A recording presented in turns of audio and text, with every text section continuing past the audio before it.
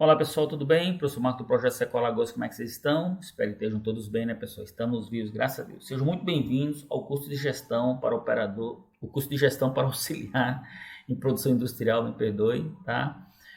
Nós estamos na folha de número 20, a apostila tem 60 folhas e essa videoaula terá uma duração de 15 minutos, tá bom pessoal?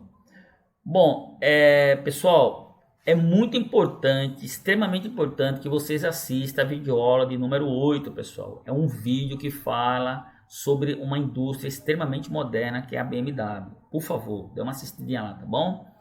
Bom, vamos lá. Nós estamos falando de disciplina, né? Nós estamos aqui falando agora disciplina. Bom, pessoal, para quem chegou agora, a gente está falando dos 14 princípios de administração proposto por Fayol, tá? Então, a gente está no terceiro, é o princípio da disciplina. Consiste essencialmente na obediência, assiduidade, atividade na presença e nos sinais exteriores de respeito demonstrados de acordo com as convenções estabelecidas pela empresa. Então, como eu disse na videoaula número 9, a empresa precisa colocar normas, códigos éticos escritos e ela tem que passar isso ao funcionário. Não adianta ela fazer um jardim lindo na entrada da empresa e não colocar uma placa não pise na grama. O funcionário, se pisar e punir ele e ele buscar os seus direitos, com certeza o juiz vai dar direito a ele. Por quê? Mas ele tem que saber que não pode pisar na grama. Tudo bem, isso é um princípio de educação, mas não quer dizer que você também não tem que colocar uma placa de advertência. É muito importante isso, tá bom? É provável que a gente leve a choque e quando a gente bota uma cerca elétrica, você tem que colocar lá na cerca elétrica o quê? Energizado. Se o camarada tocar naquela cerca e se machucar, você vai ter problema. A gente coloca um cachorro na nossa casa para vigiar o quintal. Nós temos que colocar o que no portão? Cuidado, não entre, cão bravo, não é isso? A gente tem que advertir, porque senão o aplicador de lei vai enxergar por outro lado. Unidade de comando. Para a execução de qualquer atividade, uma pessoa ou equipe deve receber ordens apenas de um chefe. Planejamento estratégico, planejamento tático e planejamento operacional. Pessoal, é muito importante, importantíssimo que você ponha pessoas qualificadas para determinadas atividades. Quando eu falo pessoas qualificadas, eu não estou falando pessoas com faculdade, curso técnico, falando inglês, espanhol, não. Essa pessoa passe por um curso. Eu vou dar um exemplo. Aqui na minha escola, na nossa escola, nós temos 19 áreas técnicas, 170 cursos profissionalizantes. Um curso meu custa R$60. Eu sou um profissional extremamente bem qualificado. Então, para você sair de um problema sério com os aplicadores de lei, pega esse camarada e manda fazer um curso aqui na escola. Se bem que esse aqui é gratuito. Manda ele fazer um curso. E pega esse certificado e ponha na pasta dele. Porque amanhã, se ele for para frente do aplicador de lei, você vai estar saindo da responsabilidade, ou seja, negligência, imprudência e imperícia. Então o juiz não vai ver imprudência nem imperícia, não vai ver imprudência nem imperícia em você. Ele vai ver negligência. Você sabe e não fez, então você vai ser punido, tá certo? Vai ser o corresponsável pela defender a besteira que esse teu encarregado fez. Unidade de direção, um só chefe e um só programa para um conjunto de operações que visa ao mesmo tempo o objetivo. O que é isso? Um só chefe e um só programa. Isso é o que? É SMART, pessoal. O que é técnica SMART? A técnica SMART é uma técnica que ela traz vários parâmetros de melhoria, tá? De melhoria. É como o Kaizen. Hoje melhor que amanhã. Aliás, amanhã melhor que hoje. Ou seja, melhoria contínua. É os processos que as indústrias japonesas trabalham. Você tem que ter unidade de direção. Quando eu passo pelos portões da empresa, eu tenho que saber o que essa empresa faz. Eu tenho que saber qual é o carro-chefe dessa empresa. Eu tenho que saber, por exemplo, eu trabalho numa empresa que faz vacina. Eu posso comer sanduíche na área de produção? De forma alguma. Eu trabalhei na Ambev e eu sei o puncher da Ambev como é uma coisa complicada. Não é qualquer um que entra ali não, pessoal. É extremamente complicada. É muito, muito, muito rigoroso para entrar dentro de uma área de produção da Ambev. Por quê? É alimentos, pessoal. Cerveja e alimentos é classificada como alimentos. Então não pode o cara entrar lá comendo de qualquer sujo, não. Tem que colocar um Tyvek, tem que se parlamentar todo, tem que se limpar, tem que se desinfeccionar para entrar dentro do processo produtivo. Então, se você trabalha numa empresa, tem um funcionário que ele não sabe o que a tua empresa faz, e olha que tem vários, tá? Tem vários mesmo. Aqui mesmo, a gente chega no comércio aí, numa loja, a pergunta que a moça fala, o que é que você quer? Bom, quem pergunta o que é que o outro quer dentro de uma loja, está pedindo para o cara não entrar nunca mais lá. A mesma coisa é na indústria. Tem funcionário que está trabalhando numa indústria há 3, 4 anos e não sabe o que ela faz. Por quê? Porque ela não tem um organograma definido, ela não tem um procedimento definido, então ela não tem normas definidas. Então o funcionário fica assim. Eu aconselho na sua empresa você ter um sistema de ISO 9000, porque aí os funcionários passam por um treinamento de gestão de qualidade e todos passam a ter uma única visão. Subordinação do interesse particular ao interesse geral. O interesse de cada profissional não pode prevalecer sobre o interesse da empresa. Da mesma forma que num governo, o interesse público deve estar acima dos interesses particulares para o bem de todos. Eu acabei de ser punido agora, no local que eu estava trabalhando, exatamente por isso. O interesse de uma pessoa era maior que o interesse de todo o grupo. Ou seja, os interesses deles eram de ordem pessoal, ele não estava preocupado com o interesse do grupo, certo? Eu estava ali para dar aula, então eu estava ali para dar aula para um grupo, eu não estava ali para agradar a ele ou fazer os seus interesses pessoais. Mas fazer o quê? Era um ambiente político e é assim que é visto. Então não deveria ser, mas é. Ou seja, uma pessoa apenas visando o seu interesse próprio e o grupo todo seguindo esse mesmo interesse. Então, dentro de uma indústria já é diferente. O interesse próprio é o que menos importa. O próprio dono, que ele tem interesse próprio, ele não coloca isso como parâmetro principal, porque senão ele conflita com toda a cadeia de comando que ele tem lá embaixo, tá certo? Remuneração do pessoal. A remuneração deve ser equitativa e satisfazer tanto ao pessoal quanto à empresa. Bom, a remuneração, ela parte de um princípio sindical.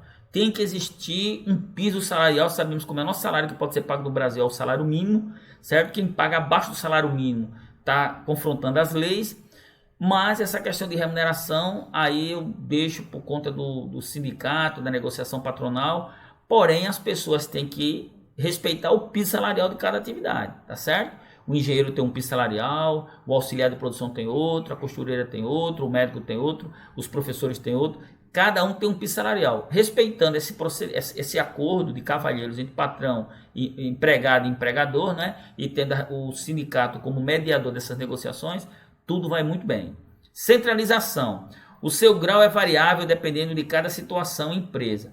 E é papel do chefe encontrar o equilíbrio entre centralização e descentralização, garantindo a execução das atividades, mas aproveitando a experiência dos profissionais. Bom, o que é centralização? Centralização é aquele camarada que o botão da máquina fica numa caixinha, a chave fica no bolso dele e só ele pode colocar a máquina para funcionar. No dia que ele atrasa, a produção atrasa. Não existe isso, mas é mais ou menos assim.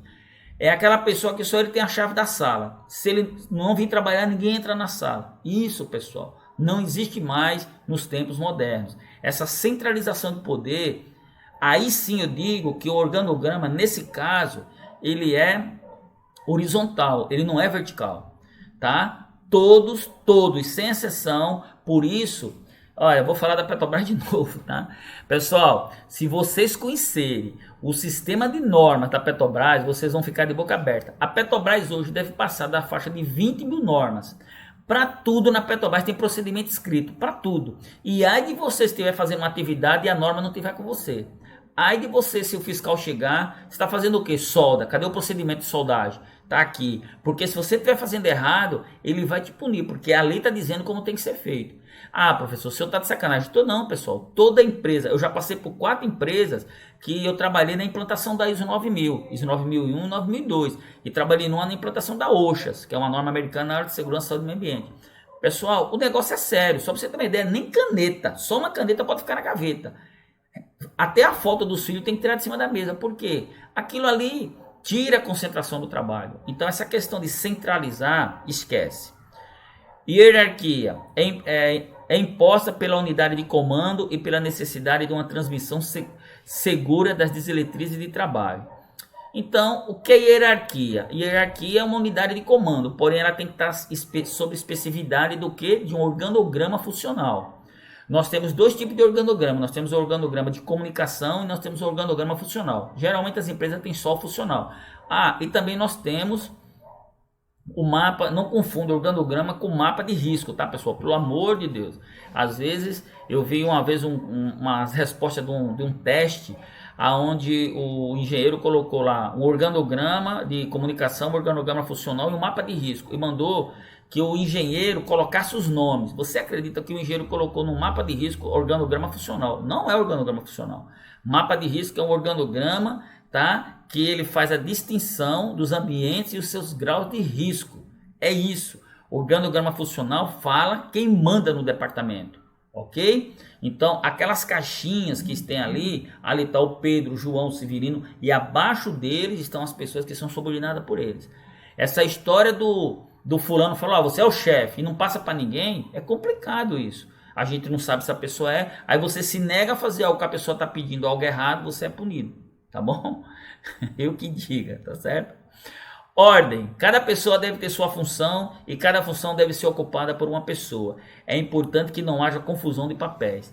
Ou seja, cada pessoa deve ter o quê? Deve ter uma diretriz, deve saber o que tem que fazer. Então, quando você vai numa linha de produção de um carro, quando você entra numa Volkswagen, como eu já tive a oportunidade de entrar várias vezes, porque eu trabalhava numa empresa que eu ia sempre lá, você vê que cada um está fazendo o seu papel. É exatamente, a gente chama de sincrônimo, né? Sincronismo. Você já viu um robô trabalhando? Não. Se você vê, é muito lindo, pessoal. Lá em São Paulo, quando eu estava morando em São Paulo, eu ia muito no AMB, em feiras, tá? Da área da indústria. E os robôs de soldagem, um entra, solda um ponto, o outro vem, ou seja, é um sincronismo ali, ó. A mesma coisa é as pessoas, cada um fazendo a sua atividade. Quando um começa a querer fazer a atividade do outro, o negócio não vai terminar, nem profissionalmente e nem de ordem pessoal, tá bom? Estabilidade do pessoal. Uma pessoa precisa de tempo para iniciar-se em uma nova função e chegar a desempenhá-la bem. Se for afastada antes de estar completamente treinada, não terá tido tempo de prestar um bom serviço. Ao mesmo tempo, se houver muita troca de profissionais em uma função, essa nunca será bem desempenhada. Eu vou falar de educação. Um professor que ensina no estado de Alagoas, ele tem dificuldade para ensinar no estado de São Paulo. O quê? O comportamento do aluno. O comportamento do aluno de São Paulo é diferente do comportamento do aluno aqui do estado de Alagoas. Por que é diferente? Porque é a cultura, tá? É a cultura. Já começa pelo jeito de falar, pelo jeito de se cumprimentar, pelo jeito de se vestir, tá? Já começa pelo modismo, tá certo? Já começa pelas escolas, a condição das escolas é um pouco mais elevada. E quando você vem dar aula aqui no Nordeste, você já encontra um garoto mais família, um garoto mais tranquilo, tá? Um garoto respeita um pouco mais, não dizendo que os garotos em São Paulo não respeitam o professor, mas a juventude é meia barra pesada, os garotos são meio pimentados, eles são muito inteligentes, eles estão num mundo muito além, tá? Porque eles estão numa cidade muito desenvolvida, tá certo? Eu vou até me calar para não falar besteira, pelo amor de Deus, para não dar confusão, mas que é diferente, tá? E Marcos, eu senti essa diferença aqui. O falar. Eu vou dar um exemplo. A gente tá falando assim, porra, pessoal, faz isso não. Porra, pessoal, faz isso não. Esse porra, pessoal, faz isso não. O garoto, tio, beleza, tio. Vou parar, tio. Vou parar, prof. Vou parar, beleza. Pronto, parou.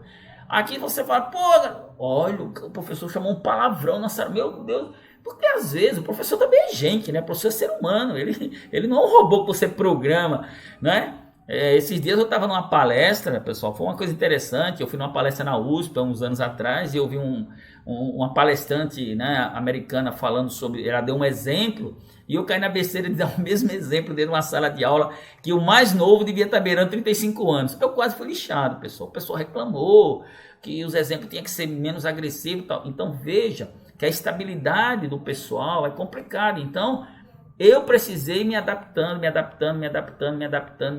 Hoje eu estou bem adaptado ao processo de dar aula aqui no estado de Alagoas para as pessoas, porque é o que eu disse, são culturas diferentes, tá? Então a mesma coisa numa empresa. Não tente pegar o camarada e em poucos dias fazer ele dar 100% de certeza, porque você vai ter problema. Bom, pessoal, chegamos a 14 minutos e 20 segundos dessa videoaula de número 10. A gente vai para a videoaula de número 11, tá bom? Te espero lá, pessoal. Deixa o professor tirar aqui essas propagandas que só por Deus, viu? Senão não consigo fechar o vídeo. Tchau, pessoal.